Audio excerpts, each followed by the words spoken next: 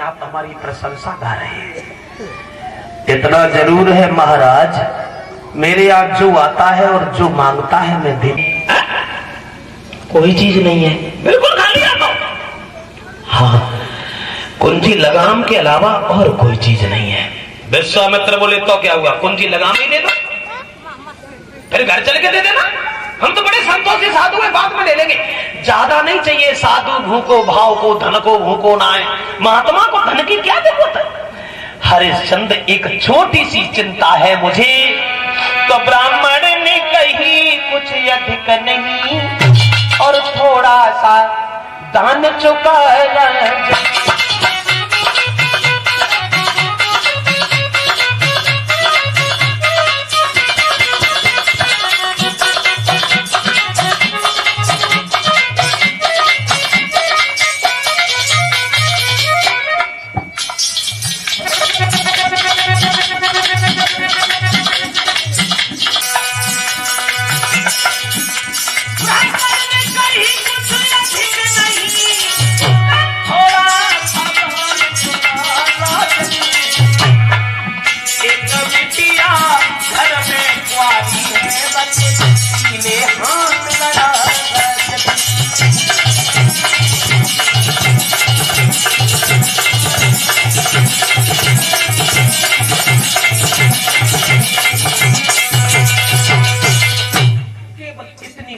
दे दो जिससे मेरी बेटी जवान है, घर में कुंवारी घूम रही है। लेकिन हरिश्चंद्र जहां जाता हूं हर इंसान गरीबी को धक्का देता है, कोई मेरी बेटी को अपनाने के लिए तैयार नहीं है।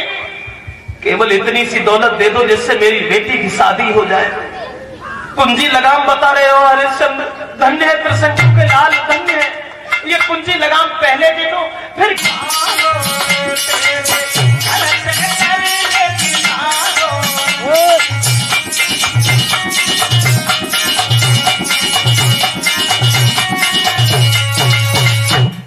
एक बार अपनी जबान से ये कह दो कि हम संकल्प के पढ़ाई की दक्षिणा नहीं दे पाएंगे तो हम तो बहुत संतोषी साधु हुए, धीरे से निकल जाएंगे, किसी को नहीं बताएंगे। केवल एक बार कह दो कि हम कुछ नहीं दे पाएंगे, बोलो।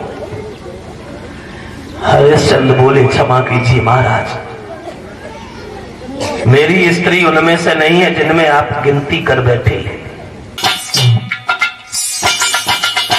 सब कुछ लुटाने के बाद सोए मन में मन ही न भूप जब पहलन सौंधायो, और हाथ जोड़ी के सन्यासी से फिर से बतलायो रे अभी प्यारी नारी को संग लेके आता हूँ, नीति की नीति बताइए समझ बूझ तत्काल भूपत में नारी नवाई रे और वहाँ मत कमी हारे नारी में सलिम नवाई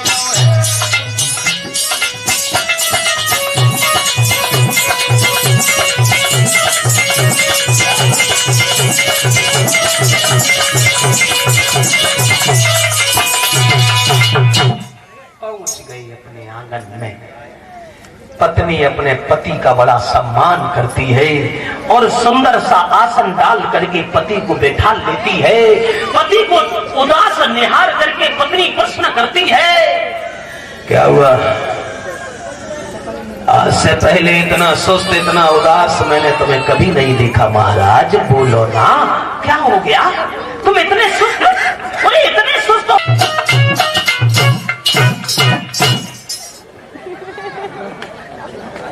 पत्नी अपने पति से सवाल करती,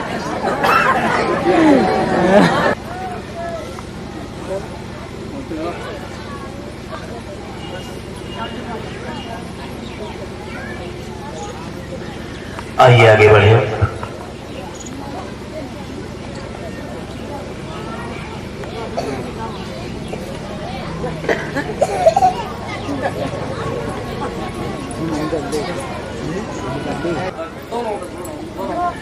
बस ठीक है, ठीक है। हमारे यहाँ मरघटिया का काम करता रहे तो हरिश्चंद्र ने दोनों हाथ जोड़े और जवाब दिया, महाराज तुम मरघटिया का काम दे रहे हो तुम्हारी नजर में मरघटिया से भी घटिया अगर कोई काम हो तो हम उसे भी करने को तैयार। राजा ने कही मरघटिया से घटिया भी काम दे दीजिए, किसी तरह से बाबा जी के ऋण से ऋण खरीद लीजिए। सुबह से शाम लो करे मेहनत, जब जैसिया क्या पाऊं, सबरो करके काम बाद में फिर मैं खाना खाऊं। रोबत देखो राजा को सोई भज के आई गई रानी, आंसू पोछे पति अपने के दे धीरज फिर बतलानी। धर ले दिल में धीर पिया क्यों कर रहे हो नादानी, सुख में पानी फिरो छूट गई मेरी राजधानी।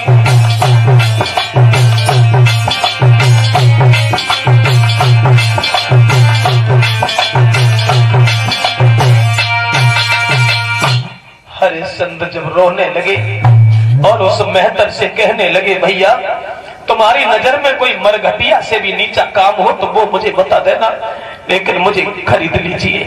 बोले चिंता न करो, खरीद लेंगे। ये बात चल ही रही थी, तब तक एक ब्राह्मण ने कहा, इस लड़की को और इस लड़का को, इन दोनों को हमें दे दो। विश्वामित्र बोले तो ले जाओ, कोई और ले गया था। 40 भार सोना ब्राह्मण की तरफ से मंगाया गया, 20 भार सोना मेहतर की।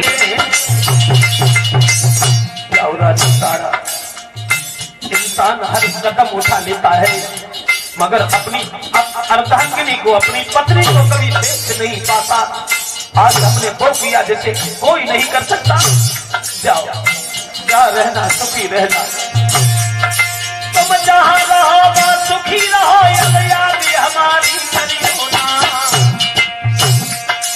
और धर्म के पीछे भी छुड़ गए, धर्म को पीछे दिखाई होना।